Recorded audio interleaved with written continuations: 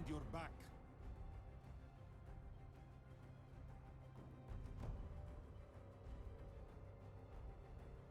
This template from me?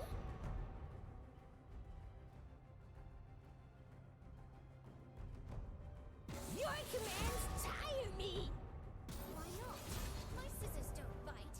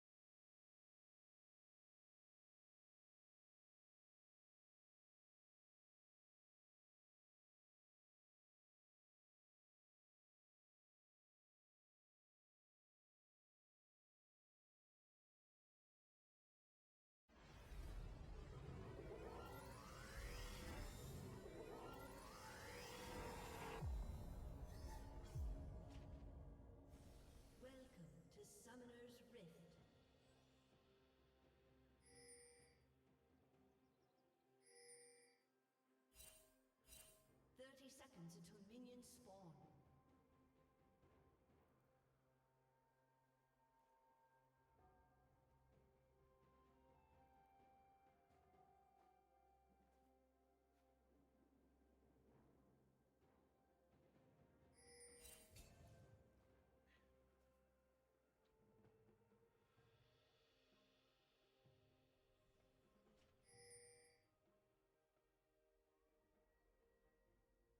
Minions have spawned.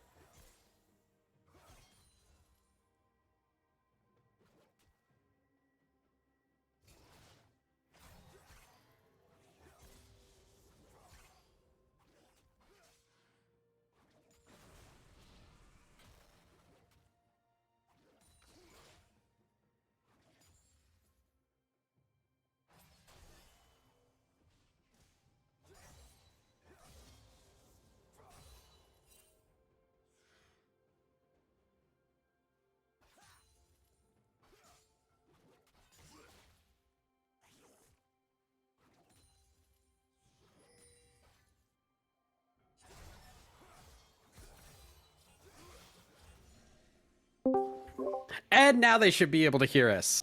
Holy moly, we are. Oh yeah, we're out here. Style All esports. right. You wouldn't love a good style esports stream without a little bit of scuff. Come on. We had good banter too. I'm mad about yeah, that. I'm really annoyed. We had like I also had a pretty good intro. You know, I felt bad because I haven't been casting in a while, so maybe I'd be a little bit rusty. But you know what? I still got in there. All a I was warm-up. A+. Yeah. Yeah, but now we have to fix the video issue. Yes, that is correct. Yes. So, for clarity's sake, you guys haven't missed much of anything. It's just been farming back and forth. We are going to be getting back in real quickly here, but nothing has occurred of worth. Yeah. Yeah, so just in case y'all are curious, the game right now is still 0-0. Both the teams, like the gold lead is technically into Shifting Sands Gaming right now, but it's 300 gold. It's nothing to really be like, oh, they're winning the early game. You know, Yeah, I haven't even looked. It's common back and forth. Yeah, it's nothing really to write home about. Uh-oh, wait a minute. Yeah, wait, Wukong in the mid lane looking for Mockingbird. He has to flash underneath the turret here, getting away from that first blood. You know, that's what we were talking about. Wukong, early game. There it is. There's the game. All right, we're back. And we are just zooming down. Directed camera be damned. We are going to look at the bottom of Summoner's Rift. Yeah. We're looking at the bot inhibitor on the blue side here. Look at that rotation. Oh, great rotation. Amazing rotations coming out from the bot lane inhibitor. It's incredible. Yeah. We are. I mean, these minions, they are doing their best. So we. Yeah. Oh, look at the cannon minion. There he cannon goes. minion wave. So look that's important, guys. Hat. I love their little floppy hats. I mean, yeah, sure.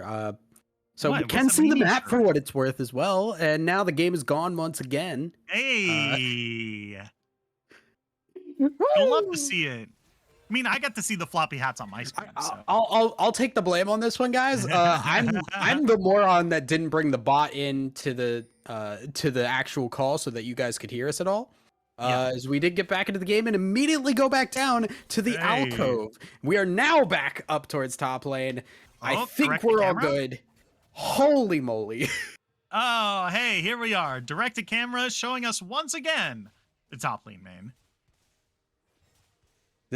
I wouldn't have it any other way. If we're gone for 10 minutes, immediately back to top lane. If y'all ever want to get into, you know, some casting of amateur League of Legends, just know that directed camera loves the top lane. It will just go to the top lane just randomly sometimes. If you want to play in these leagues, be a top lane player. You'll get a lot of screen time. Yeah, you'll get so much screen time. As WCAT going to be in a little bit of trouble here, but that's a really great two-man stun here. Oh, no. Oh, yeah. Rakan is not in a good spot. Okay, the W goes through, but it doesn't land onto anyone here. Master Roshi is taking a bit of damage here, but Mockingbird is taking even more over the wall. Not going to be able to get away from this one. First blood goes over to Atch. As 12 IQ up in the top lane looking for God. You has to flash up the wall. The flash from Shen is going to follow through. That's going to be the Ignite coming through as well. Ticking down. There's the shield. Can they get more? They just need one more dash through. Auto attack. You can't get through that one. It's a 1-for-1 across the map, but Dragon is going to go over to the blue side, and they are going to get first blood as well, as they're now looking for a little bit more. Alpaca Bowler 2 is going to be in a little bit of trouble here. Going to have that exit way cut off. At the end of that, it's a 1-for-1. All right, so there's a lot to break down there. That fight started off really solidly by pushing out that Azir and friends over up into the blue buff area there. A really late cleanse from Mockingbird meant that he actually kind of tanked most of that stun and then got out of it. And then the shield from the Shen, it went onto the Rakan instead of onto the Azir. A little bit of a misclick there, but 12IQ makes up for it by getting over onto that Tahm Kench. You cannot try and go in onto Shen under tower. Yeah, it's really, really tough. It's the same reason why you don't go underneath a Thresh under tower, right? There's just so much CC that's going to make you take so much turret damage, and just that taunt by itself, you know, if there's a taunt, just don't. Yeah. It's a bad idea, don't. Guys. Just don't. Oh man. It's a tough one for sure. As we take a look at the map right now, I'm loving this Wukong, how this Wukong has been playing this early game so far. And it looks like he's going to be making his way towards this mid lane right here, trying to get this Azir, maybe get some pressure so he can look for that Rift Herald, which has been some really good decision making so far for these neutral objectives. And it looks like they're just going for it. Yeah, they're going to just go up towards that. I think Tahm Kench has been doing pretty solidly in the top lane despite that death, and will continue to do so. Get that lane shoved in, helped out with the Rift Herald, and meanwhile, it's just going to be on that bot side. Yeah, okay. They're looking for Master Roshi here. Going to get some trades back and forth. A good route onto Tony Wazinski here, who not really sitting on a whole lot of mana, and as that tier stacked up just a little bit, about 84 stacks so far on that, and has the Sheen as well. So Ezreal has become a champion. Ezreal champion online. But, you know, we'll have to see how that translates into the rest of the lane, because Olazi and Master Roshi have been doing a pretty good job of even maintaining a lot of pressure, considering that they're playing Ashe and Seraphine here. Well, I mean, I think a lot of that just happens to be that that's really good at wave clear, and Ezreal is incredibly bad at wave clear. Rakan will not be able to help him in the slightest. It's why you might see stuff like the Rakan ultimate topside Wukong showing up. Yeah, 12 IQs might be in some trouble here. Good dash going to be able to get away, but that's going to be the ultimate pop by Wukong. A little bit of extra movement speed knocked into the air. That's going to be Enchanted Crystal Arrow flying past as well. 12 IQ finally underneath the turret. Going to be able to get away from that. A-okay. A couple of ultimates spent on the top lane, and Shen gets away okay.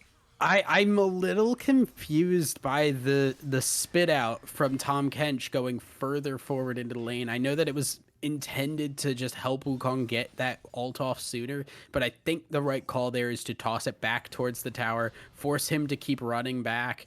That is really the only way he's gonna go. Oh, Got You is in so much trouble here. 12 IQ comes back to lane with the easy 1, 2, 3 punch.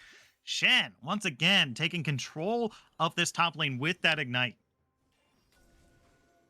Yeah, and that's just kind of how the lane has been going. It has been Tahm Kench doing really well in terms of laning, but one mistake is all that it takes for Shen to capitalize on that and just beat the crap out of him. Wave also in a really bad spot for Tahm Kench here, as it's gonna get close to that enemy tower and should be kind of sticking there for a good bit. Shen, I believe, should be able to freeze this one. Yeah, I mean, the waves have been in his favor. These kills have been getting him a whole lot of gold in the lead. Like, even though it seems like Shen is down in CS right now, he's still doing a good job of maintaining pressure, getting a good lead over the Tahm Kench. And now this is a really good spot for Shen to be in right now. Very good, as well as the ultimate is back up. We got one more ult usage before those teleports become unlocked and will be able to be used on wards. So I expect if there's going to be another dragon fight, Shen should be able to show up a little better. It seems like with this bot lane focus, they're gonna try and actually gain some control of it before it spawns. And Wukong, nowhere in the vicinity, means that it is gonna be all given over to SSG if they do want it. Yeah, they're going to have to take it directly as it spawns, though, because Wukong is pathing his way over there. He does know the timing of the Drake. And so, yeah, look at the rest of the blue squad right here. They're all ready to go. Dragon has spawned and has been started up. About half HP right here. I don't think it's going to be stolen. Over the wall. Oh, Wukong does take it. Lolo, Wukong stunned by the Enchanted Crystal Arrow here. WCat looking for a little bit more. Not going to be able to find it this time, but man, that was really, really close to the red team being able to take it. But, you know, that change of Wukong being able to go over walls with that W came out huge right here. His 12 IQ, once again, showing that dominance in the top lane. Yeah, a really unfortunate dragon take there. That's why you need that crowd control there. I almost wouldn't have minded if the Shen had ulted early to make that happen. But have that crowd control to keep Wukong out of the pit. Now we got to fight bot side. Yeah, here comes the quickness. Olezi is going to be CC'd a whole lot of damage coming through. The ultimate from Ezreal comes across, but it's not going to land on anyone. Ashen Chevalier is going to be the one picking up the kill there as Seraphine gets underneath the turret. It's just going to be a 1-for-0 on the bot lane. Rift Herald are used in the mid lane in the meantime, though. Ultimately, does mean that from a gold perspective, it goes about even in terms of plates versus... Oh, wow, what a really good charge right there. Gonna charge through the stun here. So still gonna get fast. the wall slam. Lolo still looking for another kill as Alpaca Bolo 2 looks like he's going underneath the turret, but immediately dives right out of there.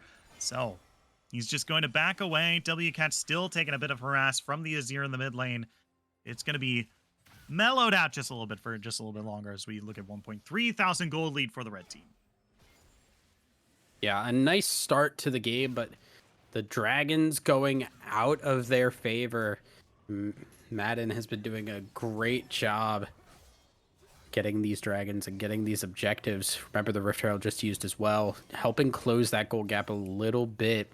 I think once we get to those, you know, kind of mid-late style team fights, this Seraphine, Ashe, Nivea are going to be really difficult to deal with, because you look at Shen, you look at Poppy, you look at Rakan, they've got to dive into these fights, and that's exactly where they're going to get hit by these massive abilities. The Ashe Volley, the Seraphine Encore, the ultimate from the Nivea as well. It's so hard to navigate this as a melee character, and it's not going to get easier as the game goes on.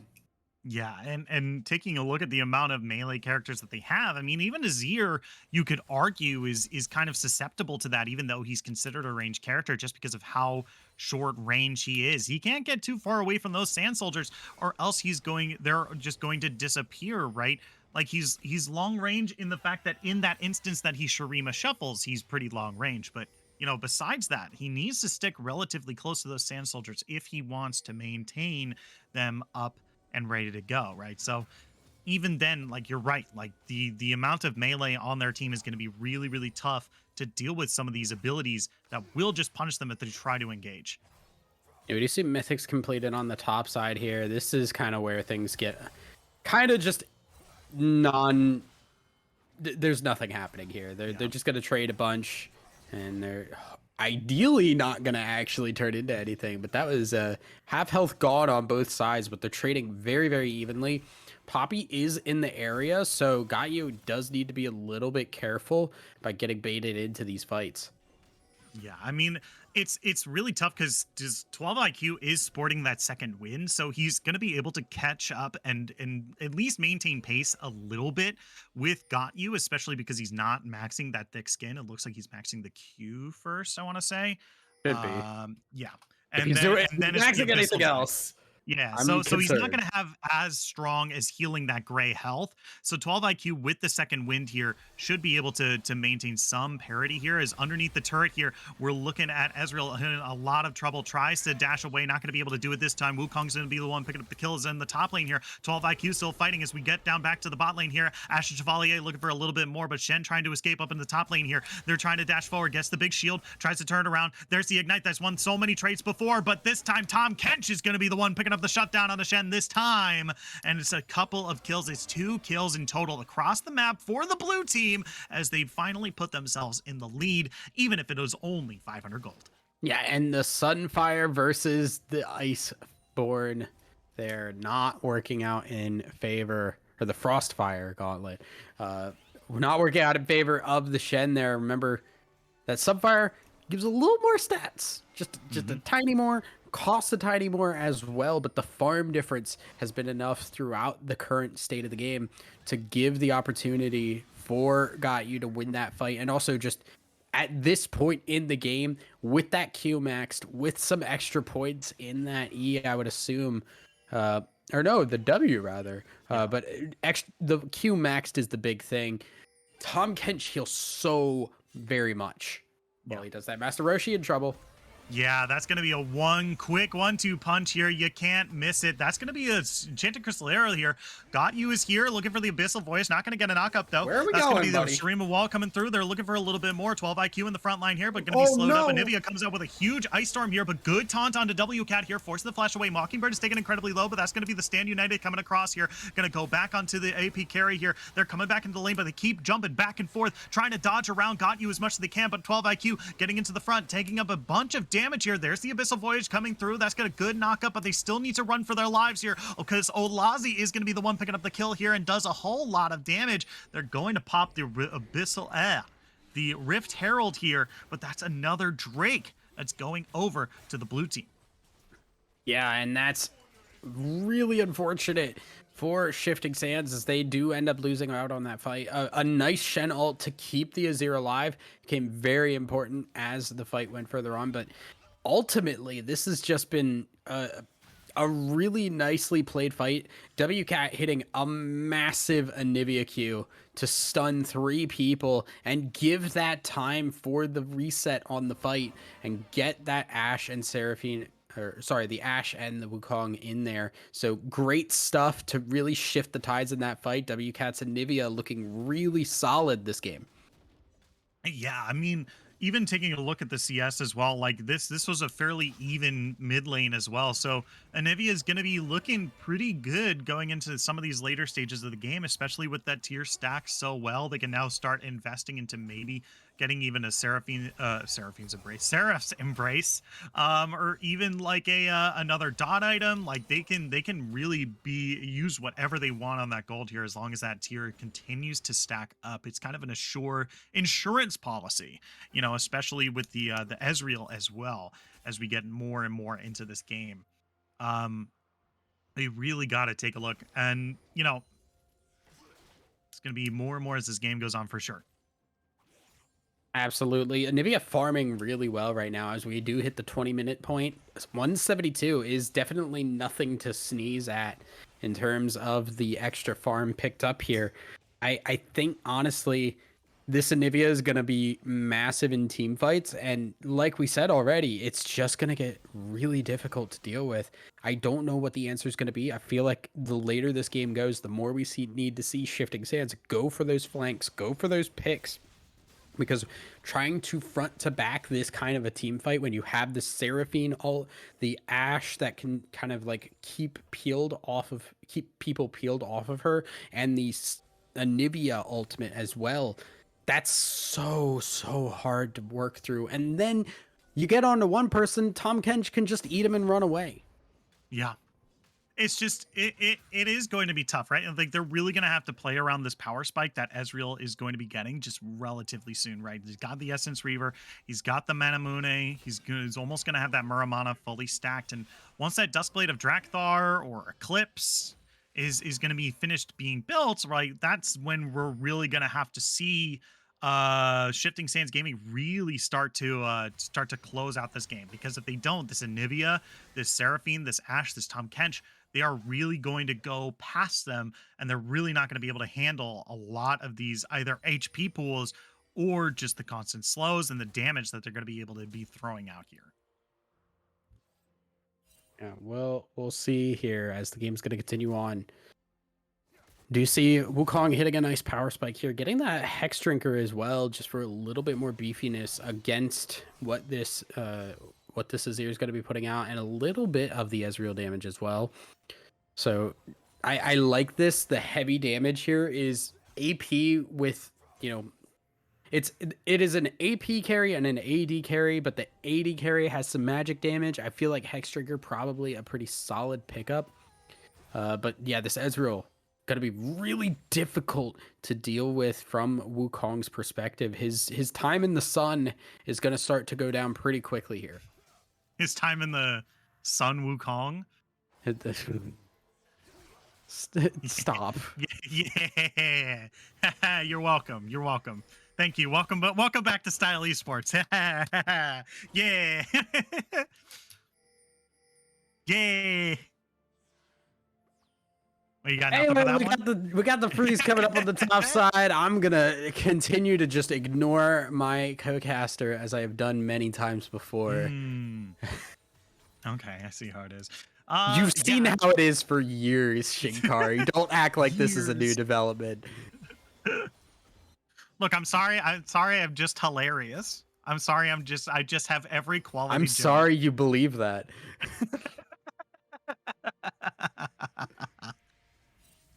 You have a teleport coming mid lane. We have some folks setting up pretty early for this Drake coming in. We're just a little less than a minute here until the next Drake. We have about 20 seconds here, so this is a really good time. The red team is doing a very good job.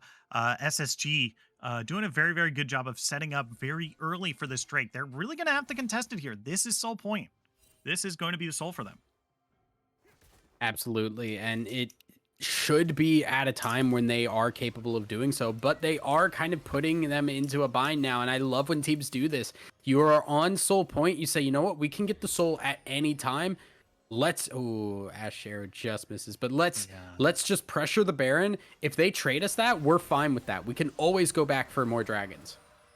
Yeah, it looks like they just peeled off of Baron maybe a little too soon, and we're looking for an engage. And after that, Enchanted Crystal Arrow didn't land. Didn't seem to peel back to the Baron. So that is going to be Dragon picked up for essentially free, and also the price of an Ashe Arrow as well. So that's pretty good. I mean, oh, wait a minute. That's a Shirelia's pop. They're looking for a little bit more here. Oh my god, that flash.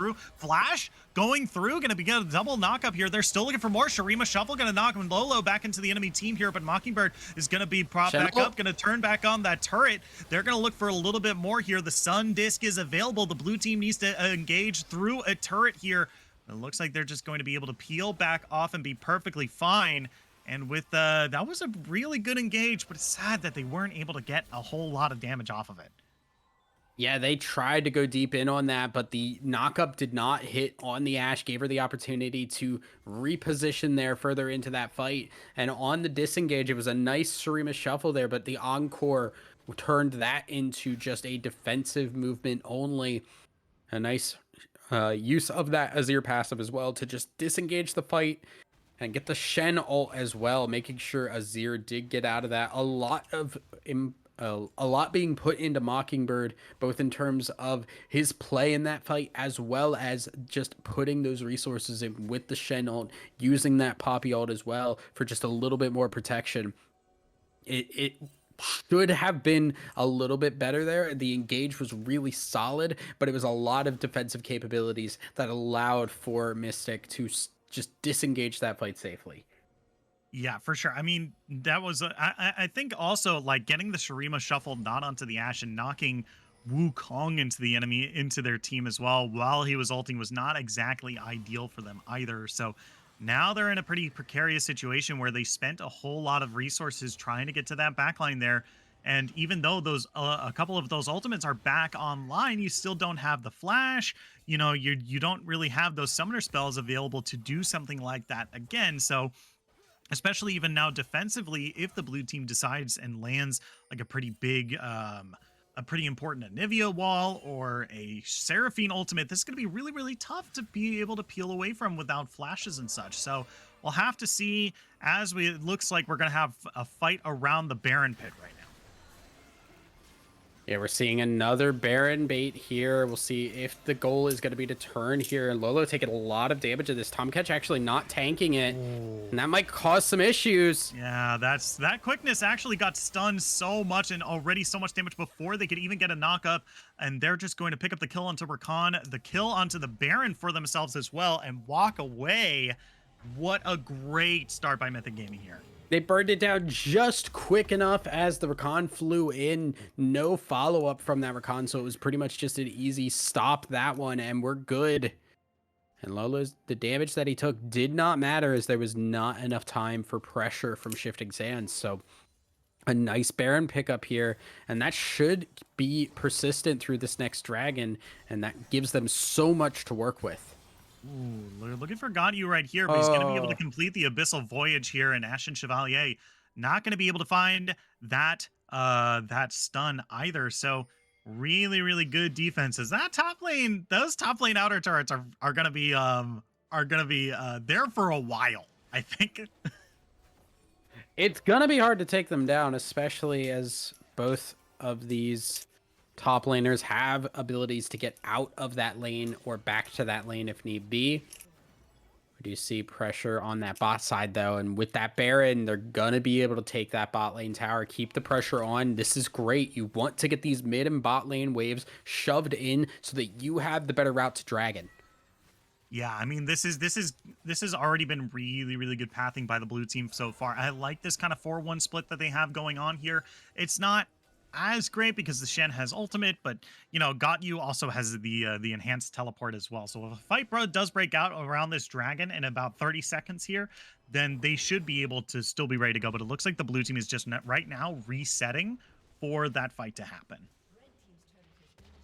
Yeah, we're gonna see the top lane tower go down. Tomcatch now is going to feel a little bit better about leaving that lane for this fight on the bot side here. Look at all of the vision that Shifting Sands have put down. There's a lot of wards to break through right now.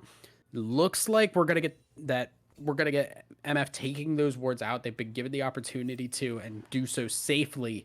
And now it's going to be harder and harder. Look at waves once again, mid and top. That's a really good stun. Going to knock Anivia over the wall here while in the egg. That's going to be Enchanted Crystal Arrow coming across as well. They're going to be able to find the shutdown, but a huge Seraphine ultimate coming across the whole team. Ezreal ultimate falling through as well. Not going to be able to find the kill. That's going to be Ashe, though. They're looking a little bit more for Olazi as they're pulled back in. That's going to be Tomcatch. Beats him up, spits him out thanks to safety here. Red team looking for a little bit more, but the slows from Ashe is going to keep them in place. Nate that Seraphine rooting them down. Got was looking for a little bit more. There's the Abyssal Voyage into the team here. Going to eat up some of those fruits for himself. Going to get the big shield as the knock-up comes through. This taunt is good, but still they're looking for a little bit more here. Does look like they're finally going to be able to get away as this Cloud Drake is looking to start up from the red team here. They do still have their jungler available, but Lolo looked at, good. No way. We really good job by Poppy there. We learned Shinkari. We blocked out the Wukong, and we got the dragon. 2 cloud dragons for Shifting Sands there, and that fight started off perfectly with the Azir wall shoving over the Ezreal, the Anivia egg, giving him a little bit of breakfast before the rest of the fight started, and then moving forward, getting onto that Ashe, who we are on once again. Yeah, Ashe Chevalier might be able to find something here. How to use that Enchanted Crystal Arrow one more time, but they might actually be able to turn around here. Not going to be able to do it this time as Rakan might be caught up by WCat here. Might need some help from that Shen up in the top side here, but Anivia pulls away. But yeah, that fight around Dragon. Yeah, it worked out well after that engage on the Anivia. Just one damage threat down, and probably the main damage threat on this competition or composition. So you take out the Anivia, and you're able to chase down so much easier there. Tom Kedge did buy a lot more time, and then eventually they did kind of trade that 1-for-1. But overall, the pressure was enough for the Dragon, as we do see things just going to slow down a little bit as we prep for this next objective. The Baron buff is gone, and we're going to be waiting a minute 30 for the next one. Yeah, for sure. I mean, we're still looking. I think the next fight, like you said, is going to be around this Baron here. So we really need to see how this is going to turn out, because this Ezreal still has yet to buy a mythic item here. You know, went for that Cyrilda's Grudge instead of, say, like an Eclipse or a Duskblade of Drakthar that we've been seeing with this particular build here. But man, this is gonna has to pop that cleanse there. They're trying to get away. Pakabola 2 is gonna be in some trouble here. That's okay. He goes down, but the big thing here is that the Seraphine ultimate did not continue. Correct. That could have gone a lot worse. And unfortunately not able to get the Rakan out of there. Pressure once again being put on that mid lane there. Shen on the bot side does have the Stand United ready. And it's just going to be a pressure for this Baron, is 30 seconds until that spawns. And without the support, it's going to be really hard. Basically, you're stuck at a point where you need to get vision in your own jungle, but you don't have the person who is really in charge of vision. So it's going to get really difficult as Baron spawns, and they're basically going to have to just face check this bush in the jungle. They have no idea right now where the rest of Mystic are. Yeah, I mean, that's really where they're gonna have to take a look. I mean, luckily for them, Mythic is a lot in this mid lane right now, so they should finally have eyes on at least 3 of the members of the team, as they are in the Baron pit first, actually. So this is gonna be the next objective here. Is now that's Enchanted Crystal Arrow coming across onto Azir. Does not have that cleanse, but they're doing a good job blocking for him as he's snared up one more time. Okay. Yep. Alrighty, here we go. So they're looking for a little bit Screw more. you in particular. You are not allowed to move. Yeah, it was good, though. They got the shift away to make sure Ezreal wasn't in trouble. Just the perfect distance there. As posturing for Baron will start up here. Just a minute. Vision probably going to be cleared out, I would assume. Get that sweeper, guys. Sweeper. Hello? Okay, well, all right. It's gone. It sure is. Hey. So we see Anivia taking some stuff. I gotta ask, do you think that WCat is related to Doja Cat? Distant relation. Distant relation. Okay. Distant relation. You know, there's a big letter difference from W and D. W and Doja. Yeah, W and Doja. Everybody knows the My song favorite letter. A B C Doja E F G. Everyone knows the song. Where do you like? You mean the alphabet? Yeah, the alphabet. I've never called it the song before. Yeah, but... well, it's the alphabet song. A B C D, A B C Doja E F G, and then you get all the way to W, and then that's the relation of Doja to W. Gotcha. Yeah. So like second cousin at best is what we're looking at. Yeah, I mean, probably a lot more distant than that. I mean, but Mockingbird right now in some trouble. Going to get that Stand United shield as to go golden. Okay, 12 IQ going to be in the middle of that Anivia storm right there. Going to take some damage. But now we get the old, hey, we get the chicken of which neutral objective do you want us to take? Because the second that they're looking at this Cloud Drake, immediately Mythic is looking at the Baron. Ooh, and now yeah. Here comes the tug of war, because is the red team going to finish off this Drake and then immediately peel to Baron? Because that's going to be a really quick job for them. Look at how much Anivia is tearing into this Baron right now. Yeah. They get the dragon. They say they got the hay. They got the chicken. They're going for the whole farm right now onto the Baron as Alpaca over the wall uses that quickness. Gonna go in. Yeah, they're not able to steal away the Baron, though. 12 IQs in the middle of the team. Shreem Wall is going to get them around here. It's now they're looking Ezreal's for here. a little bit more. That's going to be the shield to get them around, but their Oh, speed bars are so no! low. 1 kill, 2 kill. Can they find more? Abyssal Voyage is going to knock Poppy into the air. Ashen Chevalier is going to be chewed up, spat back out. Double kill for the Tom Kench. And now the only member left to tell the tale is Tony Wazinski down in the bot lane, and that Ezreal going to be running for his freaking life because Tony Wazinski, I don't know if Tony Wazinski can handle five enemy players at the same time right now. He's got about like more than half HP. What is he doing? Come on. An incredible fight there for Mythic as they do claim the Baron. They turn on it, and just another massive stun from WCat. Change your name to QCat because that's the ability that's working for you, buddy. You're setting things up perfectly for your team, and that is just fight changing there to just clean everything up. They got 1 or 2 kills, and it looked like that might be all they get with the disengage. But WCat once again coming up clutch for his team. Yeah, for sure. I mean, this is looking a really, really good game for the blue team to finally close out. I mean, they've hit a lot of their power spikes here. I mean, it's going to be really, really tough for the red team to kind of, I mean, we've hit the doomsday scenario, right? Like we've reached the point where the red team is going to be really hard for them to catch up here. Like if there is any catching up to be doing, right? Like their peak in the game was maybe 5-10 minutes ago, right? But now it's solely in the in the driving seat of the blue team here, because even like you might be like, oh well, they caught up in Drakes, you know, they'll be able to get these neutral bounties, they'll be able to catch it, sort of, right? They'll be able to match in items, but are these champions going to match in power level is more of what I'm getting at, right? Like, how are you going to match up to a 4-item Anivia at this point, right? Like, that's insane. It's very, very good here. The burn items fully completed. The Zonya's ready, so even an engage on this Anivia is going to be difficult because it's just going to take so very long. You've got the Zonyas, you've got the egg as well. You're burning so many resources just to try and kill this Anivia here. And now WCat, oh, you can't just chase in there. Yeah, Ashen Chevalier stuck in a bad spot right here, taking about a quarter of their HP pool, but that's okay. A good Enchanted Crystal Arrow here lands onto 12 IQ. They're looking for a little bit more, can't quite find it. So the siege is going to continue onto these turrets as they're pulled away from this bot inner turret.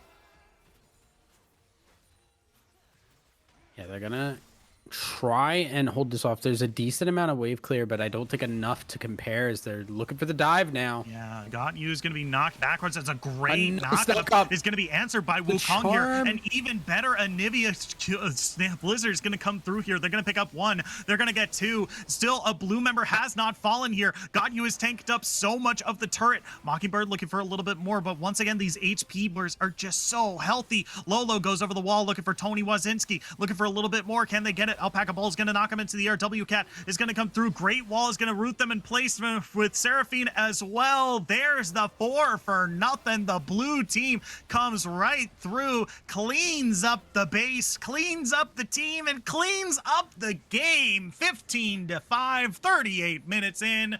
That's going to be number 1. GG Games number 1 is going over to Mythic.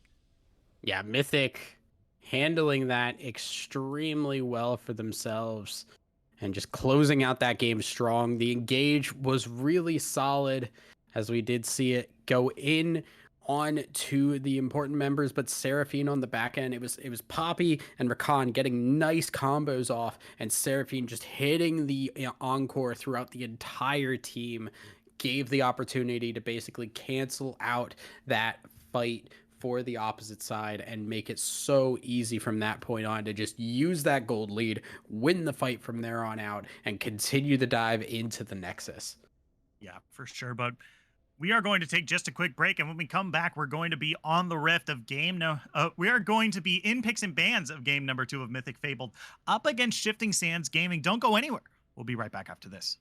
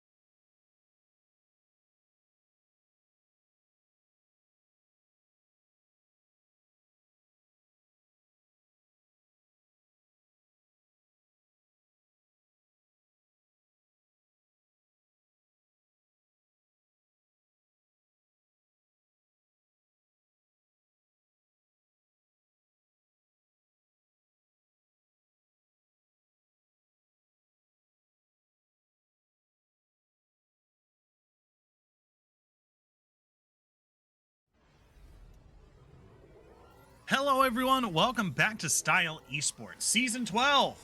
My name is Shinkari. I'm joined by Thousand Eyes. We are in Picks and Bans, or we are getting ready to get into Picks and Bans of game number 2 of Shifting Sands Gaming up against Mythic Fabled. And game number 1, Mythic Fabled picked a later stage comp and was able to kind of take control of the game once that 30-minute mark happened. And, you know, Shifting Sands Gaming was trying to match up with a lot of that macro play, but eventually just got outscaled by, you know, Anivia and Ashe and Tom Kench and Seraphine. I feel like the biggest things there were the Seraphine and the Anivia. The Anivia stuns were absolutely massive. The Seraphine ults were great for resetting a fight and allowing the carries to get back into that, you know, back area position.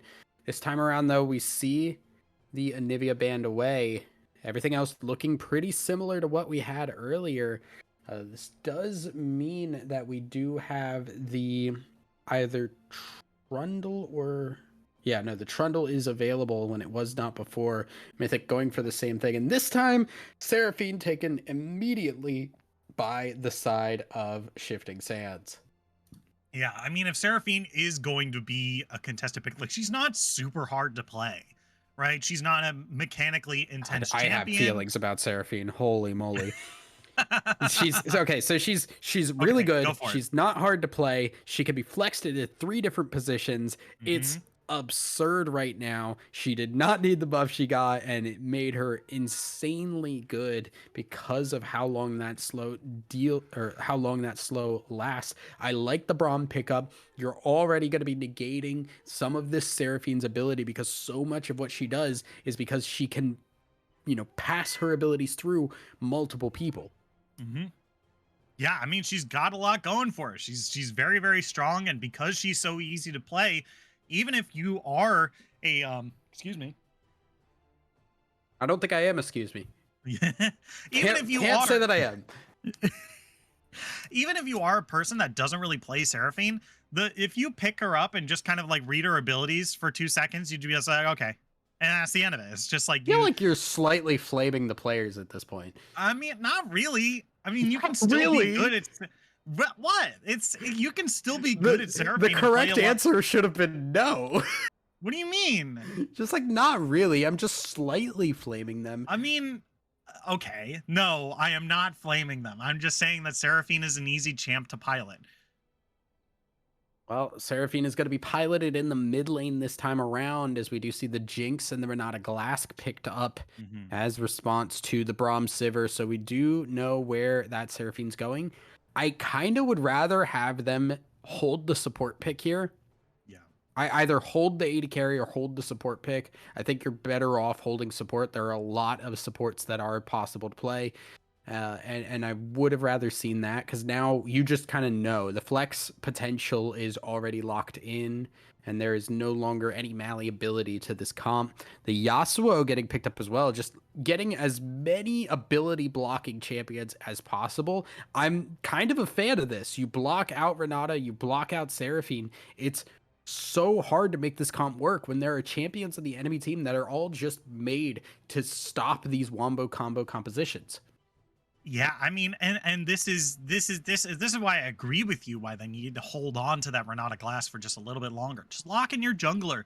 You know, let this Renata Glass just kind of sit for a little bit, because Yasuo and even Braum at this stage, like, Braum already is gonna give your bot lane a hard time, right? Especially with Seraphine and Jinx, right? Like, Seraphine and Jinx, it's going to be a real tough time to use ultimates against Braum, and even in some cases just use basic abilities against Braum, and even Sivir as well. That's an insanely safe bot lane they have, right?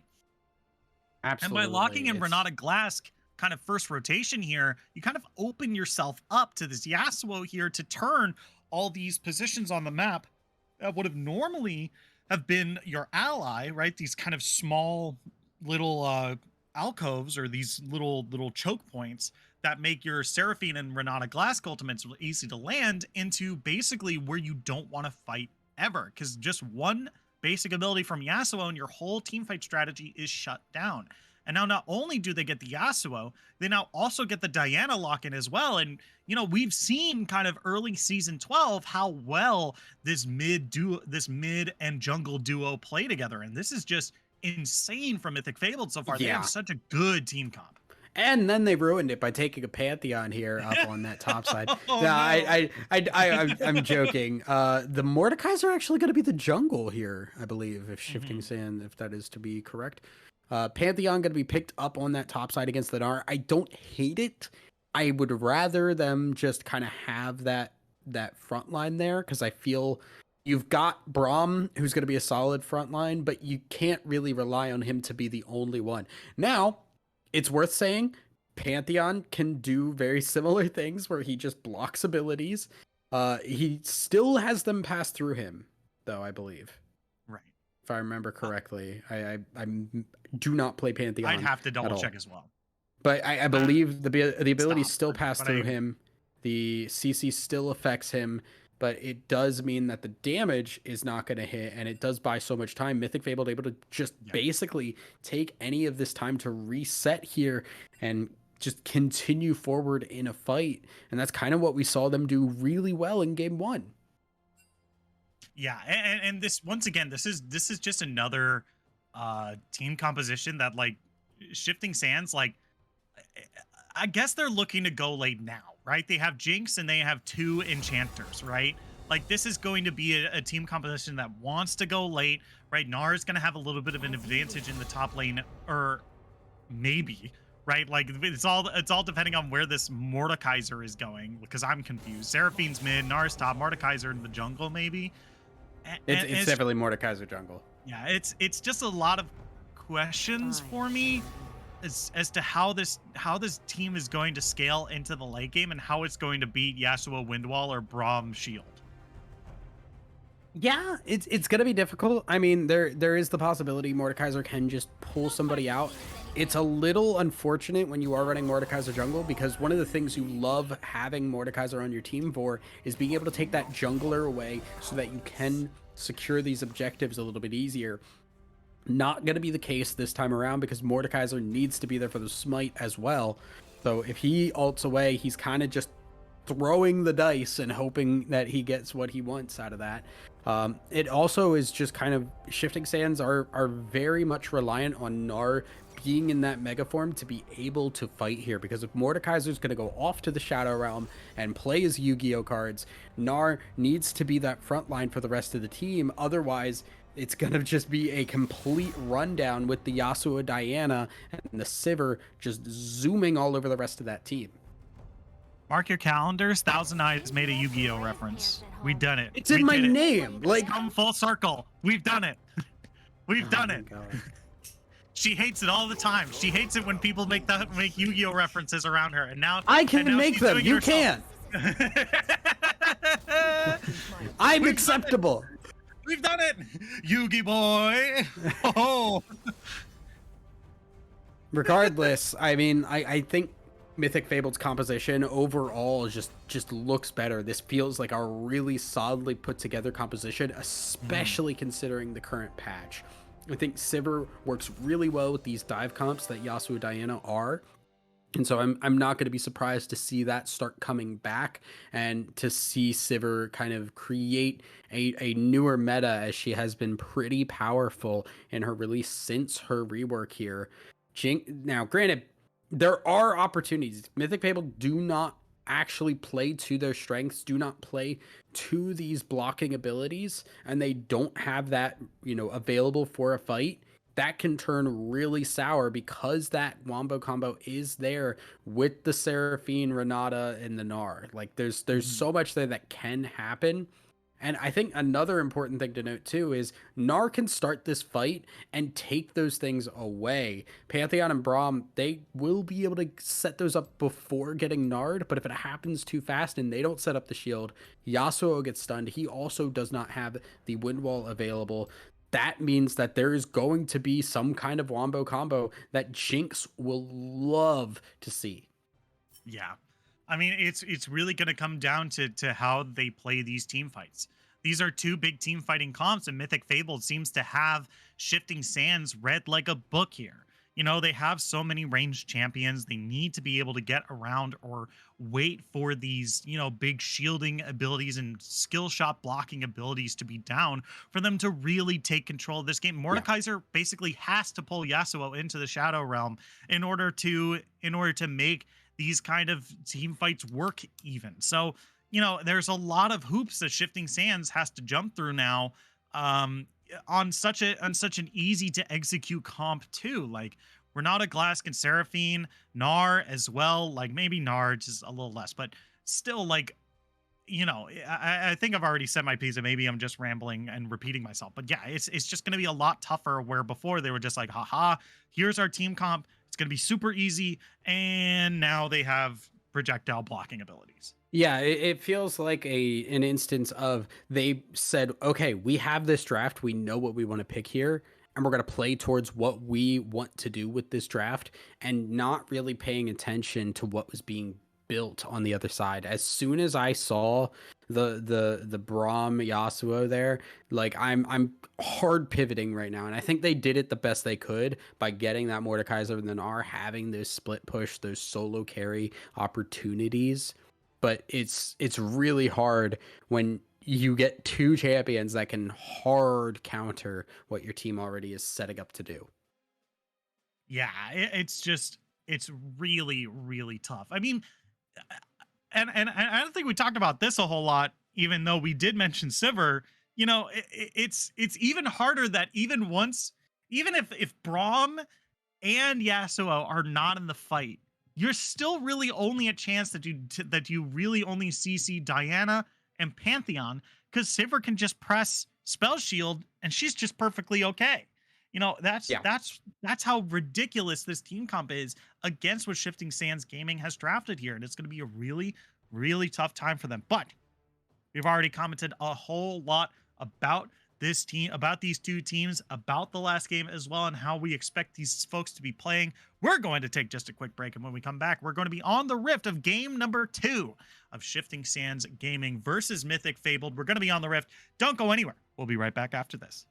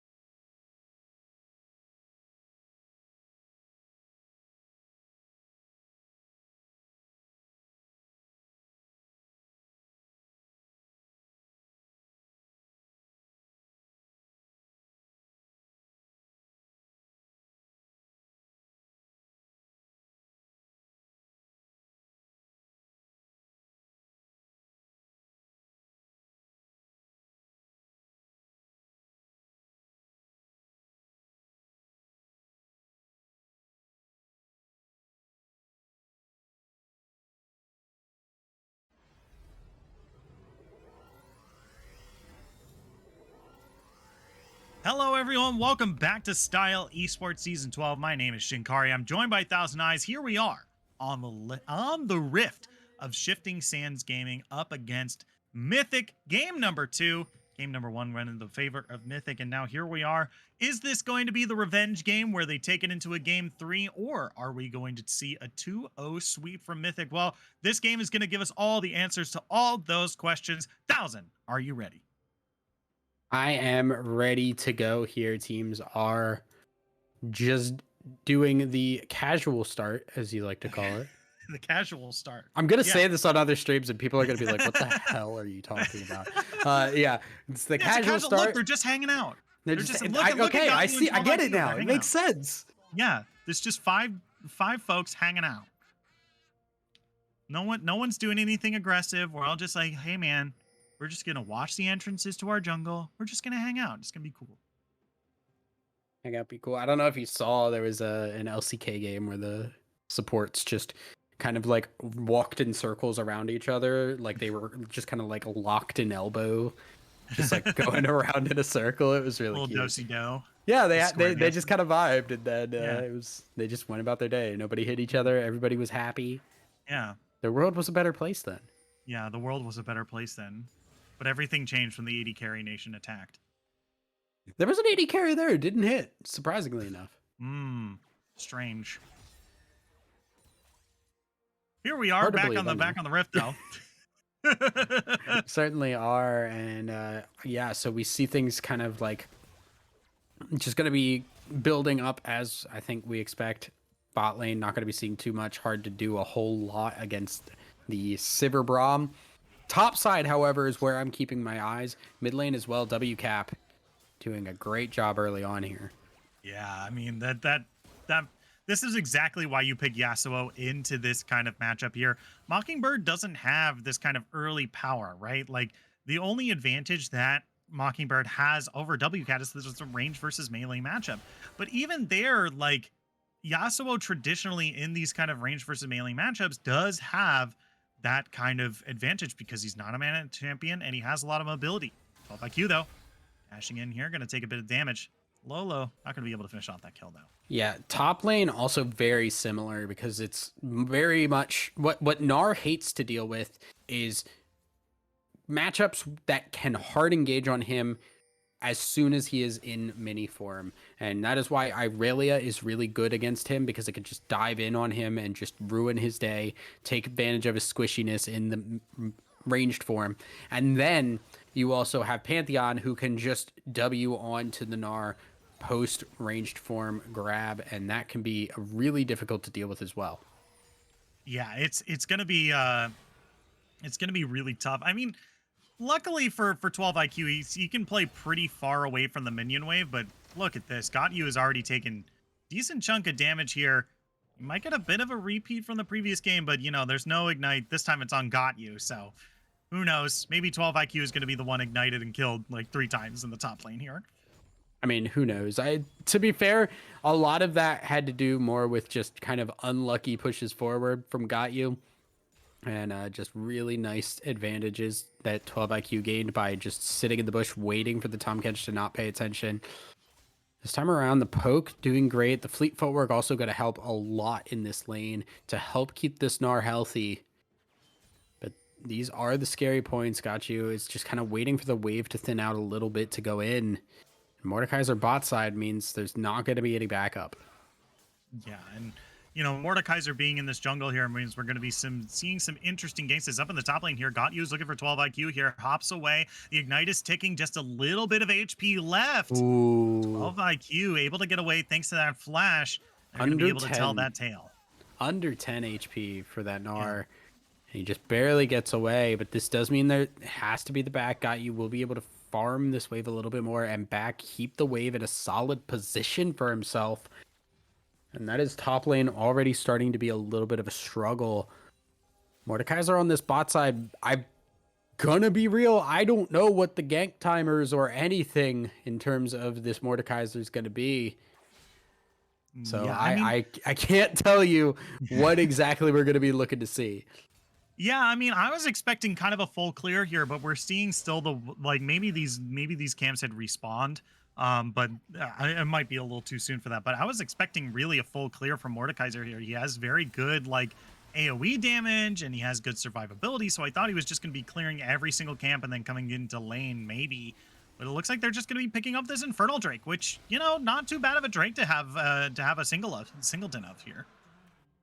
Yeah, also Mordekaiser really solid at taking these objectives. The passive helps a lot. He can keep it active consistently ever since the buff to allow him to proc that on monsters. Overall, really solid stuff. WCAT also holding this wave, trying to get what he can out of this back from the Seraphine and hopefully get her in a bad enough position that the level 6 Diana Yasuo combo can be a factor. Yeah, it's really about stalling for time at this point. I think Diana has spotted out Mordekaiser. There was a ping kind of towards the wolves there, so I think that they've been spotted out there. So they have eyes on Mordekaiser. They were able to grab a couple camps here. There's a flash down the bottom lane by Alpaca Bowl or two. Yeah, vision control on that bot side now. Lazy and Master Roshi going to be able to play pretty aggressive here. Lolo in that mid lane, still waiting on the level 6 here. And that is really the scary point for the Seraphine, although maybe a little bit scarier here too. Yeah, once again, like we're just kind of seeing if any trading is happening, it's just more of kind of like pretty heavy aggression, pretty like heavy trading back and forth with these two teams, because a lot of these lanes do have some earlier power spikes over their opponents, especially Yasuo and Pantheon up in this top half of the map with very, very good early games. You know, even people made the joke that like old Pantheon had like once post level 4, like Pantheon falls off. Like that was the joke people made about old Pantheon and how strong his early game was. Right? He still kind of has that early game power, and that's what we've been seeing up in this top lane with these trades against the Gnar. It's just, you know, especially with this Yasuo in the mid lane as well, this top half of the map is very, very threatening. So even though we haven't seen First Blood just yet, you know, I don't expect it'll be too long before we see it.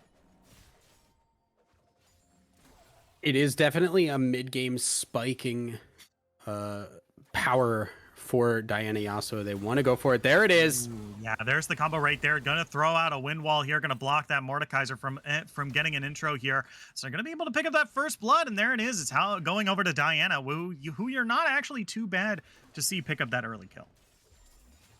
Absolutely. Either one of them is great for getting the kill. That's kind of also what makes it great. It doesn't matter who is picking it up, if it's the person setting it up, if it's the person dunking it down. Either one is great, and Diana getting even more of a lead against this Mordekaiser here is just going to make things harder. That's going to spread across the map. Across the map as well, as bot lane now needs to be a little bit more worried for that Diana Moonfall. Yeah, I mean, this is possibly the best case scenario for that First Blood as well. Like, WCAT doesn't need the extra gold at this point. They're up about 14 CS over Mockingbird right now, and they're also a Yasuo into a matchup with the Seraphine. Like, this is going to be a real tough matchup for the Seraphine in general, so they don't need that extra gold in order to help win that lane. They just need, you know, that little bit more a push and that little bit more threat from the jungle against the Seraphine as well. As that's going to be a flash. That's going to be a Glacial Fissure coming across as well. That's the Pantheon ultimate going to be knocked away by Alpaca Bull or two. This is everything has been stopped in this bot lane here, but will they continue? I don't think so, as Tony Wazinski here does have that Super Mega Death Rocket available, and Olazi is looking pretty low right here. Will they be able to look for it? Yeah. That's going to be the shield right there. Master Roshi hops in mana front. For it. Yeah, Lolo is also looking for the top lane here as well. Lolo's IQ taken incredibly low, as that's going to be a kill down to the bot lane as they're able to pick up the kill on the Tony Wazinski here. Let's see if they're going to continue here. That's going to be the Berserk on Nagantyu here, but they're not going to be able to be Berserk for too long. It ends up being a 2-for-0 down in the bot lane as Olazi is able to walk away from that unscathed, able to tell the tale. 2 kills for the Diana, 1 kill for the Pantheon. And even though the fight started off pretty bad, turned pretty good in their favor as well. WCAT flashing forward, looking for Mockingbird right now, trying to dash forward through the chickens here, trying to get that good stun. Mockingbird looking real low. WCAT picks up a kill for themselves, now putting themselves on the scoreboard. 3 kills in this extended engage across the map. Everything falling apart across the map for Shifting Sands. as we'd see Mythic completely run the table there in every single lane. I was going to praise Tony Wazinski and Alpaca for being able to disengage from that fight. Obviously, the Braum engage is not the greatest. The flash ult doesn't really do what you want it to do compared to engage sports. But the Pantheon ult coming in, getting stopped mid-stun by the handshake from the Renata Glask, and really unfortunate there that Tony Wazinski got a little baited in and then got you picked up that kill. Diana also getting a kill on the top side. Yasuo getting a kill in the mid lane during it. Everything just hitting the fan for shifting sands. I knew I was gonna mess that up. God. It's okay. I think I called them Sandstorm. I think I called them Sandstorm in the previous game, so don't even worry about it. Don't even fret. Here comes Ashen Chevalier here. That's a great Diana Yasuo combo. The Braum to follow up as well. They've done so much damage. Ashen Chevalier 7 is going to pull Diana into the Shadow Realm here. Yami no Gemu, they're looking for a little bit more. Alazi's going to be able to pick up the kill into 12 IQ, as that's going to be Ashen Chevalier taking Lolo's Star Chips and moving on with their rarest monster card. They're going to keep going on for the rest. They're going to keep moving on as the Hextech Drake is started for the red squad right here. 4 for 2, I believe. And yeah, that's a pretty good start up to this, or 4 for 1 rather. Pretty good pickup here. Yeah, it's just a complete stomp in that fight. I feel really bad too, because even though that started off really rough, I think there was an opportunity to change it. If 12 IQ was able to go mega, unfortunately had just gone into mini, no opportunity to be a tank in that fight. And Mordekaiser, while he was able to take the 1v1 there, Tony Wazinski just did not have any fight left in him after that engage on the rest of his team. Yeah, as now Got You is stuck in a really bad spot right here. Ashen Chevalier looking for him. That's going to be the smite coming through. And Got You is going to use that shield to block up so much damage, but it's not going to be enough. Ashen Chevalier is even going to heal through that shield as well. They're picking up a kill for themselves. Lolo's going to pop Shelly up in the top lane. He might have lost the kill. They're getting a turret. Yeah, getting the first brick gold. Not the worst thing in the world. Definitely would rather have it be the Pantheon than the Yasuo right now, as the Yasuo kind of is the lifeblood. Has a lot of extra gold right now to give over if he does die. WCat just kind of has to play around this fact pretty carefully here. Renata being moved up to that mid lane, giving some extra protection, although I don't think even in a jungle showing atmosphere, you want that Renata to be there. Yeah, it's just looking a lot tougher for this team as this game goes on. I mean, to have this kind of gold lead at this stage of the game for a team that wants to pop off, that with the carry that pops off later, it's gonna be very, very tough for a late game scenario when you're down 4,000 gold at 15 minutes, right?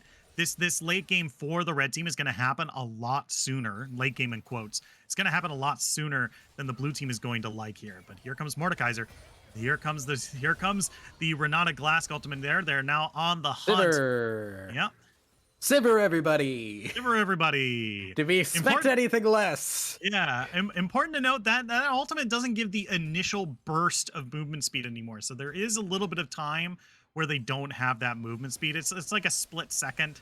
It's like less than a second where they just have that they don't have that movement speed. So yeah, so very unfortunate. I am a little concerned that we keep trying to gank this bot lane. I don't think that is the lane to look for, because Braum can block out the Renata, can block out the Seraphine.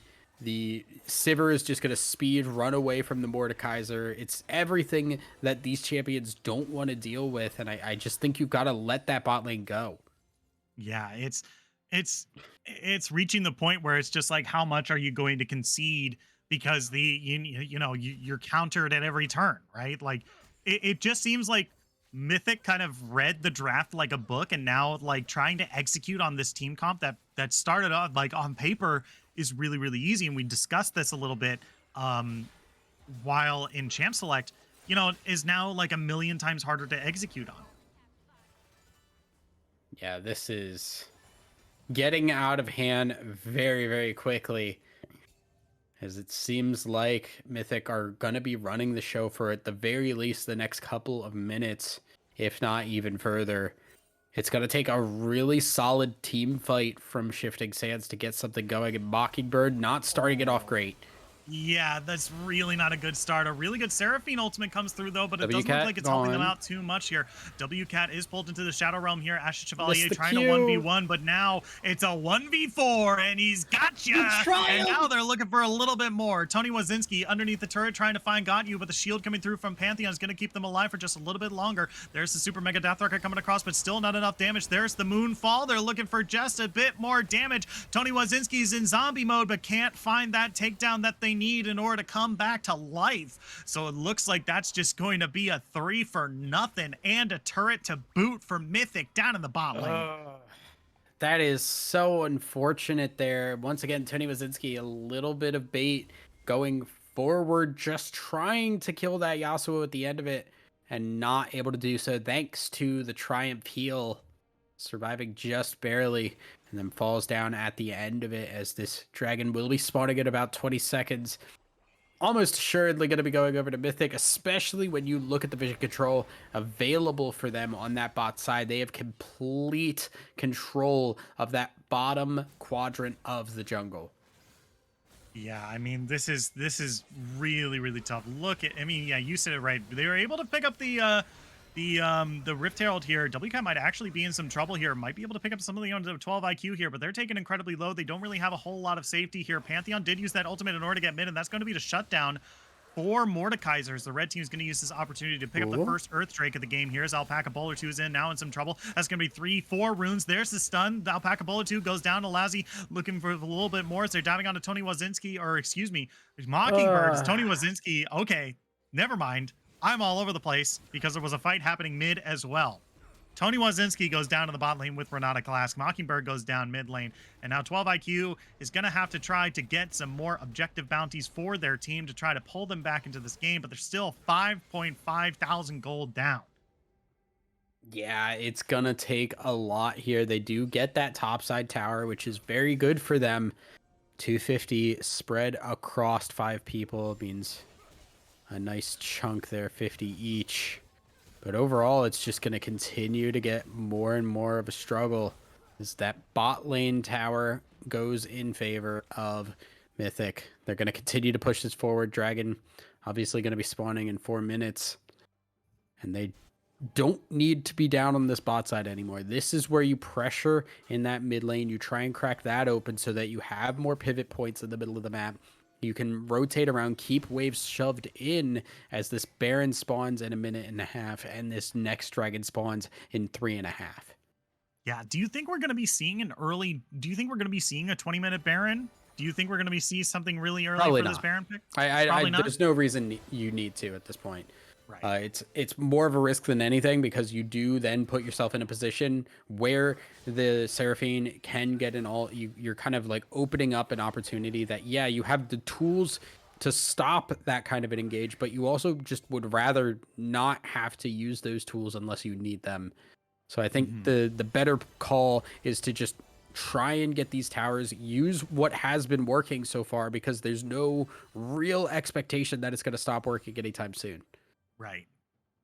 I mean, they can just keep just piling through these turrets and these team fights. I mean, they're so far ahead right now. 6.1 thousand gold in the lead. Like, that is such a good place to be, especially for a comp that is going to be based around this, Sivir, and this Sivir has their mythic items already ahead. Is now they're dashing forward. There's going to be the Moonfall. There's going to be the Wind Slash as well. And now they're looking for a little bit more. As Tony Wazinski in the bot lane is going to go down. They're now looking for a little bit more. Ashes Chevalier pulls WCAT into the Shadow Realm here. No. They're going to be able to find the first kill. Lolo's looking for the next. As IQ is going to be the one picking up the shutdown goal right there. They're going to find some more for themselves, but they're sacrificing the mid lane turret and also this bot inhibitor turret.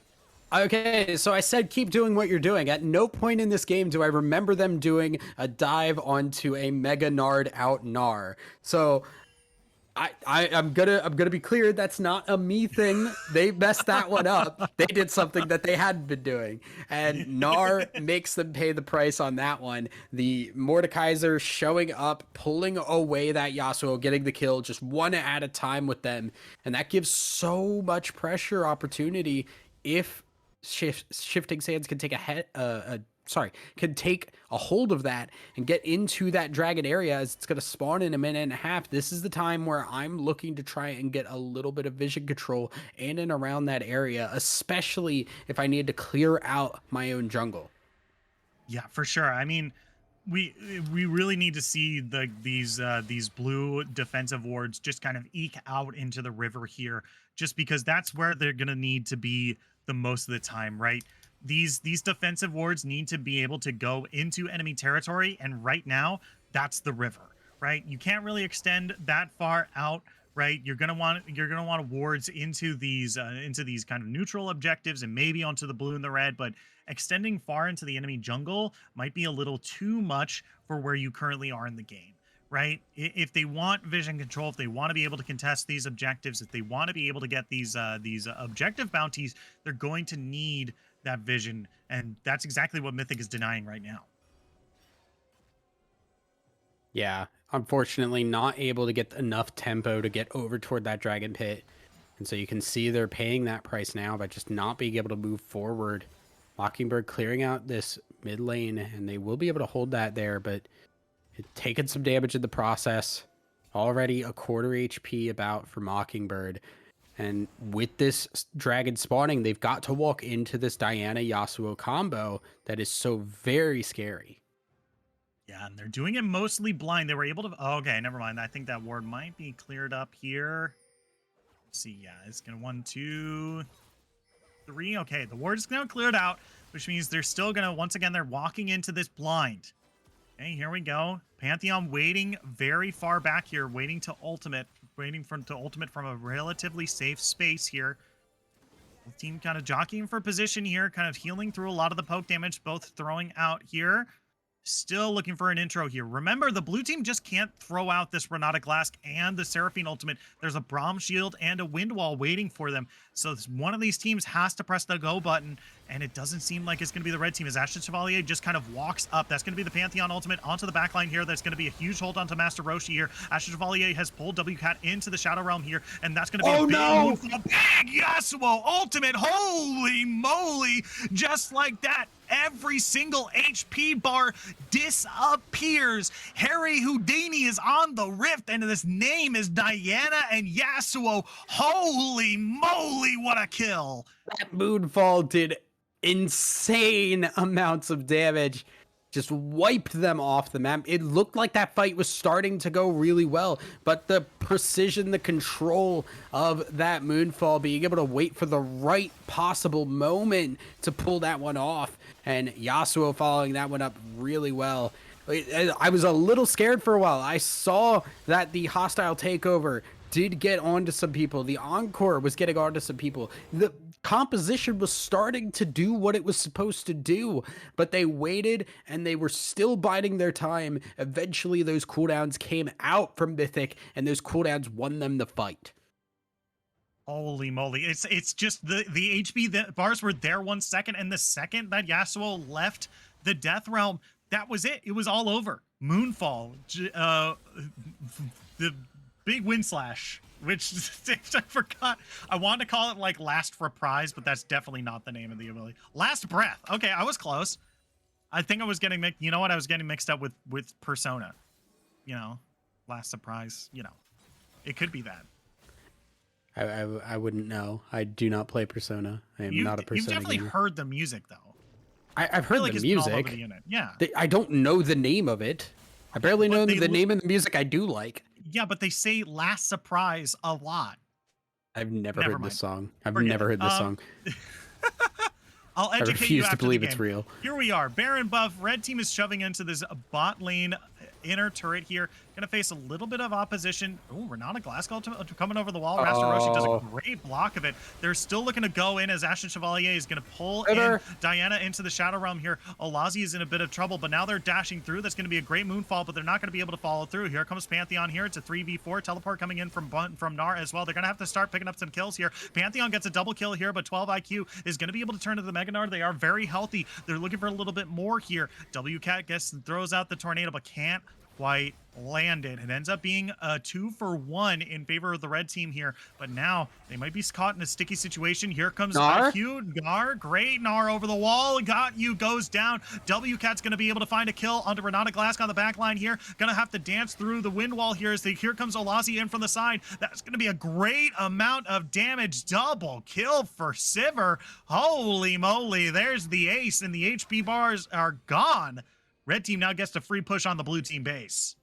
Yeah, it was a little bit of a delayed fight there, but they do end up winning that one out. It looked a little iffy on all sides. The engages were not great. They got the Braum wall, but they did then eventually get the Seraphine ult as they chased away the Yasuo with the Mordekaiser, but unfortunately did not get the kill there and weren't able to convert on that. Yasuo able to then push forward, make that fight his, and show up with that Sivir at the end of it. Sivir damage starting to get out of control. If she could get into these fights, that is the biggest question of that champion, and she is navigating it perfectly right now. Yeah, for sure. Is now we're taking a look. I'm taking a look and taking stock of where we're at. 26-30 in this game, up 11,000.1 gold. It's Mythic, baby. Mythic's in the lead once more. And, you know, now we got a minute until Dragon Soul spawns. And, you know, this is probably where the next big fight is going to happen. You can't let this team, who's already so far ahead, just get Earth Drake Soul for free. This is a soul that is insanely powerful. Gives you so much free stats and a big HP shield to cut through as well. This team is already not really caught up in terms of damage. So now they're really going to have to contest this. 45 seconds away. This is going to be a really game-changing team fight in just a little bit. Yeah. Dragon gonna be a huge factor here. And now watch the Gnar bar. Make sure that the Gnar is ready to go mega for it. That is going to be incredibly important. Vision control trying to be gained here. At the very least, vision inside of their own jungle has been cleared out for Shifting Sands. So that Q now caught. Oh, no. Well, that's a big ultimate combo already taken down here. Great Wind Wall is going to block the Seraphine ultimate as well. Glacial Fissure is going to come across. WCAT is inside the Shadow Realm right here. That's going to be the Berserk coming across as well. Shut down for the Seraphine. They're looking for a little bit more here. That's actually 2. It's 2 for 2 so far. They might be able to turn it around, but a double kill from Pantheon here. Make that a third now for double. Call up. That's going to be the full ace as well. That's going to be the big team fight. And what started off as maybe a waste of an ultimate combo turns into a big win for Mythic here as they just overpower through Shifting Sands here. Now they could just walk up to the base and take not 1, but maybe even 2 turrets here.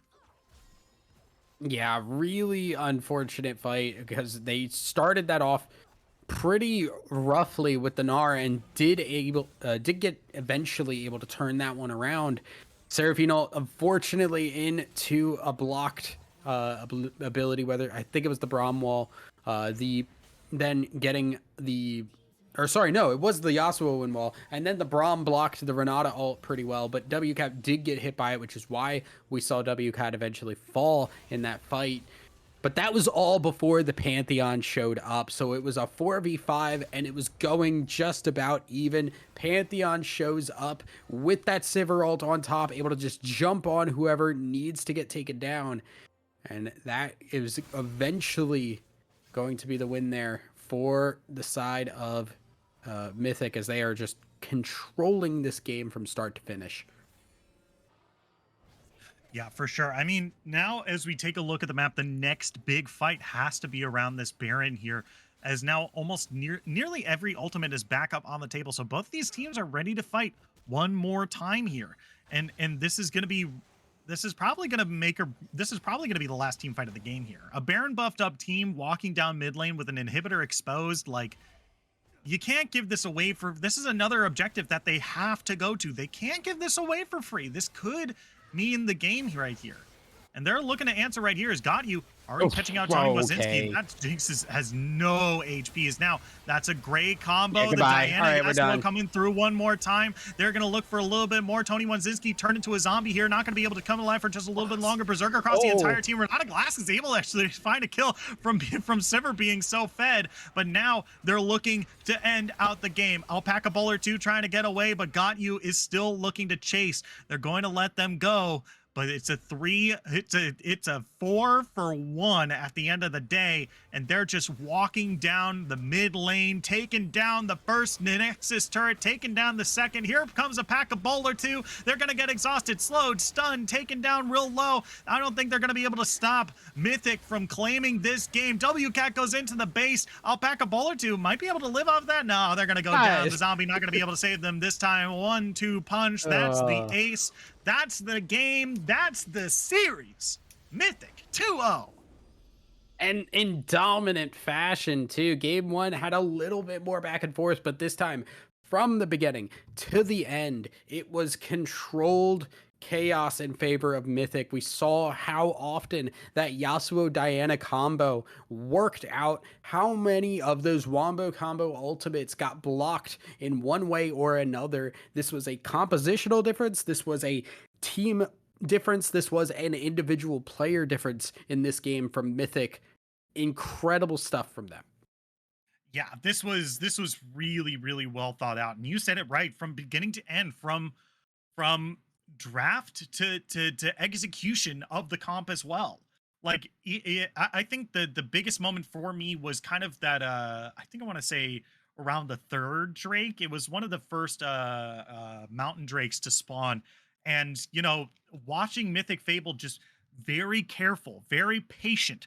They knew that their comp wasn't the one to start the fight. They're just like, we're waiting. We're going to be in response to whatever Shifting Sands is doing, because if we're out of position, if we're not positioned correctly, our wind walls, our Braum shields, our Pantheon shield might not protect our Diana Yasuo combo as well as we'd like. So they're sitting there waiting and waiting and waiting, and they can they can dodge around and block, you know, poke from the enemy team as much as they like. And there's not really a whole lot Shifting Sands has to do, because even though Shifting Sands is the team that should be the one engaging, they're the ones that now also have to be on the back foot, because they're like, we can't just throw out these abilities willy-nilly because it's just going to be blocked. So now Mythic Fabled is just like, you can come to us. What are you going to do about it? And, you know, that was the team fight where that huge Diana Yasuo combo came in so clutch and basically wiped the team. Yeah, I mean, there was also that, and then on top of that, they had to wait. So they not only had to wait for those wall abilities to go down, they also had to make sure their Gnar was in the right spot for the Mega Gnar. And a lot of times we saw that did not actually happen. Many fights where the Gnar didn't get the transform, could not be that front line. And when you're also waiting on those abilities to be used because of the walls, it makes your timing so incredibly precise to the point where it may not exist. Yeah, it was just it. I want to say, I don't want to boil this down to a draft diff, even though the draft was insanely well played by Mythic. It was the execution as well, right? Yeah. I hate it by just saying like, oh, draft diff and the, you know, like that's nothing. You know, they Mythic Fable played really well, and even in the moments, like, I think they had one moment where they were just like a little too aggressive, and I think that was it, right? Other than that, that wasn't a supremely game well played by Mythic Fable. Yeah, really, really great stuff. Mythic Fable looking really strong. And I think Shifting Sands, they had some opportunities as well. I think the composition that they did draft was really solid. They just got to work on the order that they're drafting it and how they want to play that out. Overall, though, I see good things from Shifting Sands. I don't want to take away from that. I think Tony Wazinski has had a couple of rough games, but had good looks. You know, the Jinx was doing some damage. We've seen so many games where Jinxes kind of just don't show up. They die a lot and they don't do damage. This time around, even though the scoreline doesn't show it, I think Tony Wazinski was doing a really solid amount of damage considering the position he was in.